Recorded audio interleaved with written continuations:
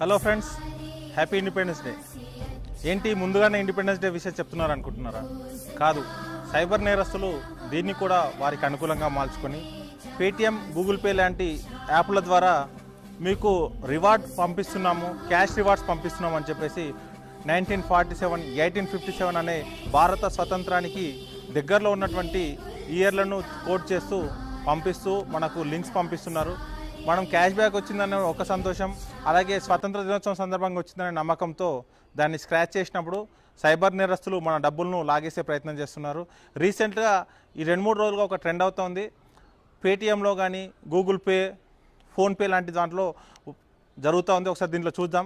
మనం చూసినట్లయితే ఇక్కడ స్వాతంత్ర దినోత్సవ శుభాకాంక్షలు తెలియజేస్తూ హ్యాపీ ఇండిపెండెన్స్ డే అనే ఒక మెసేజ్ ఇస్తూ కింద 1971 అని ఉంది. అది మనకు వచ్చినట్టు చెప్తే కింద స్క్రాచ్ చేసిన తర్వాత నెక్స్ట్ స్టెప్ అని చెప్పేసి నెక్స్ట్ స్టెప్ చేసి సెండ్ చేయమని చెప్తున్నారు.